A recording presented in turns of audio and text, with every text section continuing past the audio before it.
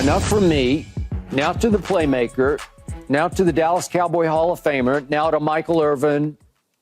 Your opinion on all this back and forth, please. Well, and I heard Deebo address Micah Parsons. And I thought, when I saw it, I was like, you know, just like I saw when Micah Parsons stood up for Dak, I like Deebo standing up for Brock Purdy. You know, this is the time we're in now. We can talk a lot of things about how platforms are changing and media is changing and athletes are changing. And athletes now, all athletes, a lot of them seem like they're going to their own platforms, their own podcasts. Draymond Green and so many guys are making it popular. And Michael Parsons just jumped in. I have no doubt in my mind. I told Michael Parsons when I was doing the draft, and we were, I guess, thinking about drafting him. First time he saw me, he said, "Man, I'm gonna do what I'm gonna be doing what you doing." I said, "Well, what does that mean?" You know, I didn't really know who he was. What do you mean by that? He was like, "I'm going to be doing what you're doing, and I'm going to win Super Bowls just like you won Super Bowls." Did he mean yes, media? broadcasting too. Right. Broadcasting too. All right. So you know, and we sat and talked. This was at the draft. So he has that personality. He has that desire. Yes. I don't have any issue with a man trying to get an early head start. Oh, yeah. Use it now, the platform now, and get to meet the people now if you want to really go into business. We do boot camps at network and other networks. They do boot camps where they bring players in, and they help them with trying to transition into broadcasting. Now, when you are on the Dallas Cowboys, and it gets so much attention, and you are who you are, and Michael Parsons, yeah, things get hyped, they get blown up. Skip, you're worried about it because you think it's going to give San Fran some more hype. Absolutely. It absolutely is. It absolutely is. You know, and they'll come in hyped because of it, but Michael Parsons has to match that. I don't have a problem with guys talking back and forth. I see that as the new NFL now. Everybody's going to have these podcasts. And now there's a lot of reasons, too. You know, people want to be able to get their voice out. Like, you know, and when things go on, to get their voice out. So I understand it. I understand this is new business. But I do want to be focused. I want us focused on winning. And that's an interesting quote Grunt came up with. You know, I had a show when we were winning. I had a Michael Irvin show going on in Dallas. But you had already won a Super Bowl. Thank you. We were winning. You know what I'm saying? Yeah. Now, but Michael Parsons playing some great football. We had guys come in. Remember Martellus Bennett? Martellus Bennett came in, and he started MBTV. He's a tight end. Good tight end. Started MBTV. I said, "Hey, Martellus, come on. Before you start MBTV, why don't MB score some TDs?" And then people want to hear what you have on MBTV. But that's what I'm saying, Skip. But Michael Parsons has played.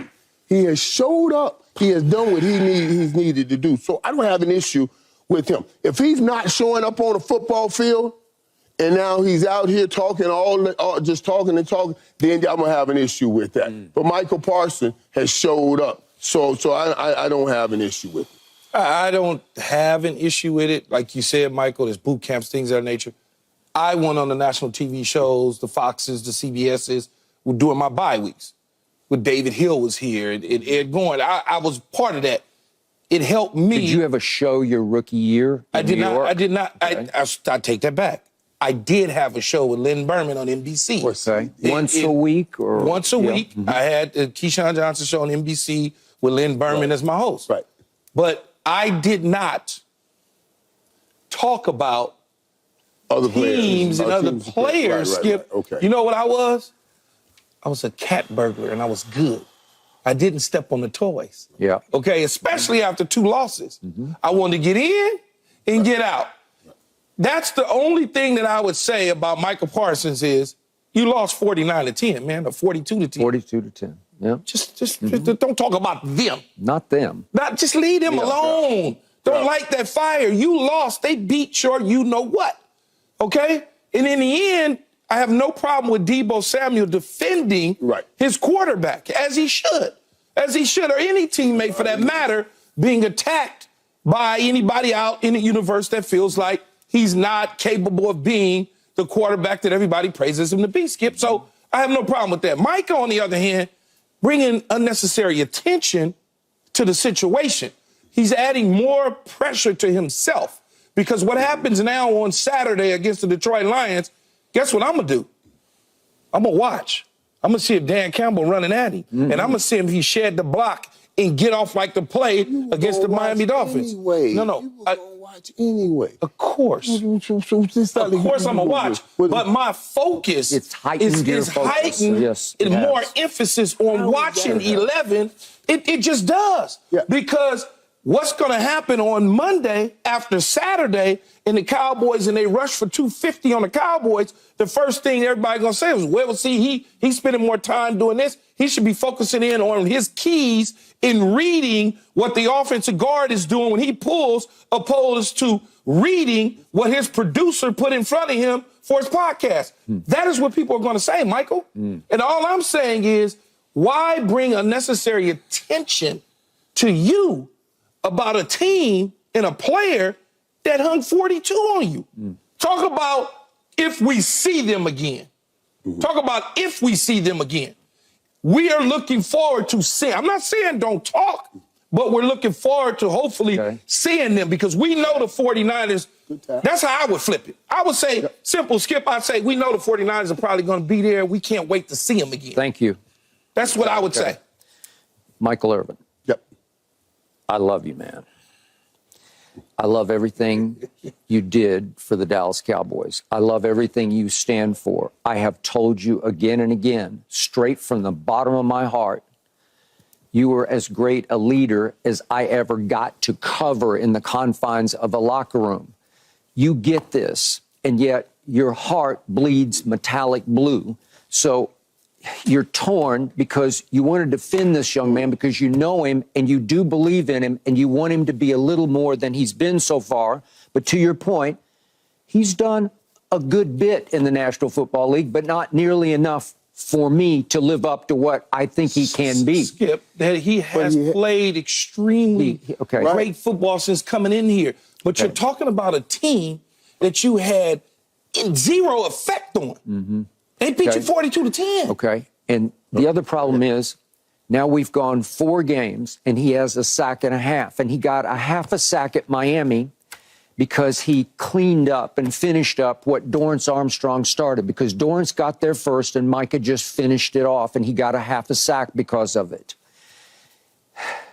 I watched that whole long, painful game at Miami in which we hung in, and we needed one play from our defense, just one play. I needed Micah Parsons, because he's easily, by far, the best player on our defense, to wreck one play, to wreck Tua, strip sack him, bat a ball up into the air, and maybe pick it off himself, make a defensive player of the year kind of play. I just needed one. And now, believe it or not, our defense on the road is 28th in the NFL in takeaways on the road, when what we do best is we take the ball away. Because at home, we're 5th in the NFL in takeaways at home. I don't know why we go Jekyll and Hyde on the road. I don't know why, but it starts with number 11. I need him to rise and shine because he's obviously, painfully obviously good enough to wreck games. I've seen him do it before, and now we're in that same stretch that ended last year. He went the last 6 games last year with a sack and a half, the last 6 regular season games, and we're on course to do that. And just when I need him to be the best, he's the quietest.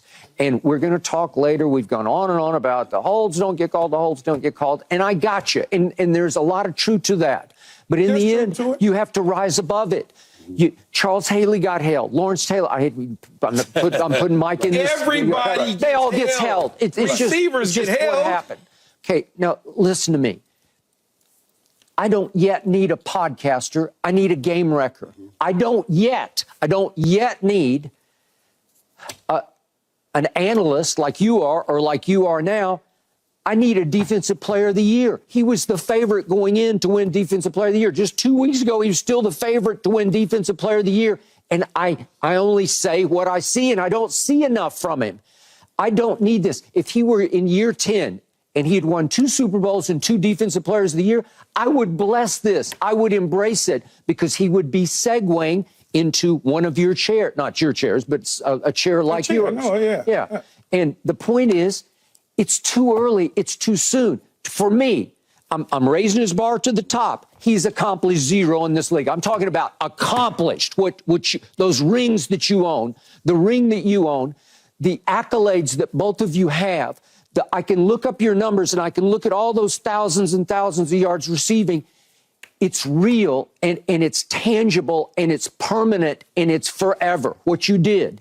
And his isn't yet. He's just getting started. I still consider him an NFL baby because he's still immature to a fault. He doesn't get it yet. And this okay, let me finish. This is the most painful of all to me is I've got this dream scenario out there. I did a whole podcast about it yesterday. It's dropping early this morning. But it's maybe a pipe dream scenario. But I want everybody to write us off, forget about it. I don't even care if we lose to Detroit because I think we can go to Tampa and win a football game. I just believe that. We did it last year, and Dak was sensational at Tampa in a playoff game last year. And then if fate blesses us, if the NFL gods say, yes, it's your turn, maybe we get to go back to San Francisco and right the wrong of the last 2 years. We've been knocked out of the playoffs 2 straight years by the 49ers. They are obviously really, really good, notwithstanding what happened last Monday night because they got taken apart. Well, that was good news for us because you got to see some flaws and some weaknesses. But you have to walk softly and carry a big stick in there, but you can't tell them you're coming for them. Not yet. You need to sneak in there this time because right now they're better than you are. And I don't need Micah sitting on his couch trying to analyze and coach the 49ers and inciting the fury of Deebo Samuel because he's a bad man. He's a bad man. You know it. If he's going to fire back, they're all going to fire back, and they're going to stand up for their quarterback.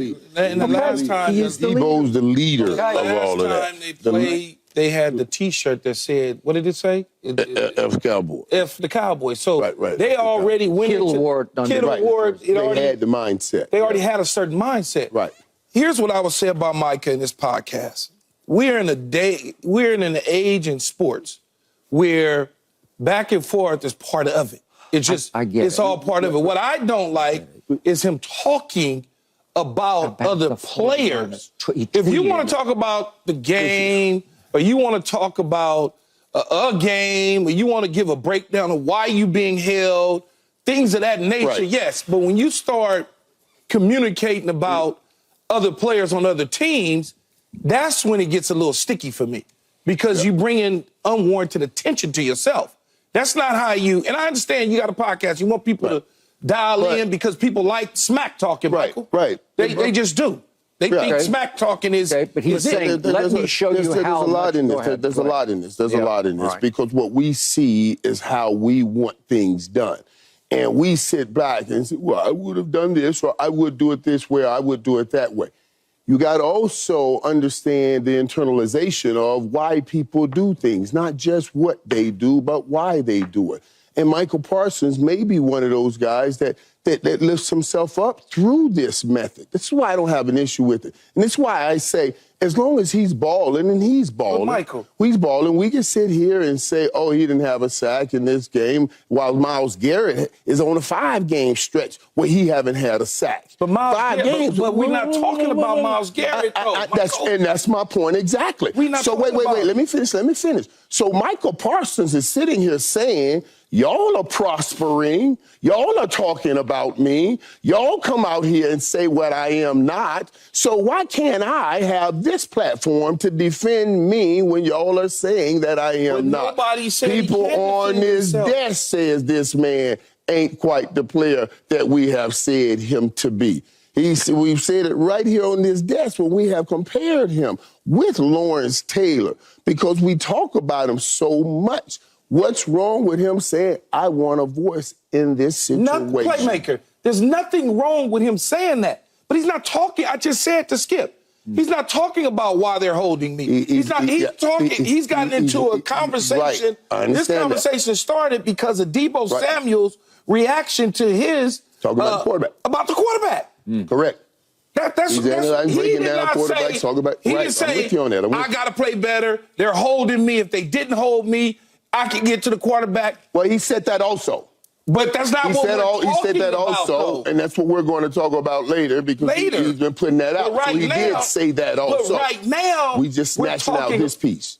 We're talking about the Deebo piece. Right. The other stuff, I ain't got no problem with him addressing him being held. Right. I got a problem with him talking about Brock Purdy. If I played against the Dallas Cowboys and Michael Irvin, and I thought Michael Irvin was he's a system guy. I'm just like, he's good. I'm worried about getting off against my players. You're against your players. You see what I'm saying? Yeah. I'm not going to go into whether or not the Troy Aikman is any good. I'm not doing that. That's how you play. But okay, so you say it's going to uplift him. Skip just gave you numbers from the last several weeks. He's done this every single week. Yeah, but we're going to also talk, and you guys just said that you both concur with his conclusion on people holding him. Yeah. And we're going to talk about that. So now, wait, if you can sit here and talk about, oh, yeah, he's right. He's been getting held a whole lot. And he has 13. I'll say somebody has 17 at the top. And we can notice 3-4 times he's been held. Obviously, he could have been the leader in the sacks. So he's bringing it to your attention because we are not talking about it enough. Why are we not talking about him being held as much as he needs, as we should be? And he has to bring it up. But we're talking about him not getting sacks. But if he was the sack leader right now, is it okay for him to demean Brock Purdy's ability as a player currently in the National Football League? No. But okay. But is it okay for you to say he's not what he's projected or what he's respected as in the National Football League? And that's what y'all say up here. So Micah Parsons is just defending Micah Parsons. What's wrong with that? I understand about him, and maybe he is not as polished, I would use that word, to understand in these places you don't talk about someone else's quarterback and all those things. But I'll have to take that because I know he needs to answer to what he's seeing, and I got to say I don't have a problem with that. Thanks for watching, Undisputed fans. Do you want more highlights from the show? Make sure to click that subscribe button for all the exclusive content from Undisputed.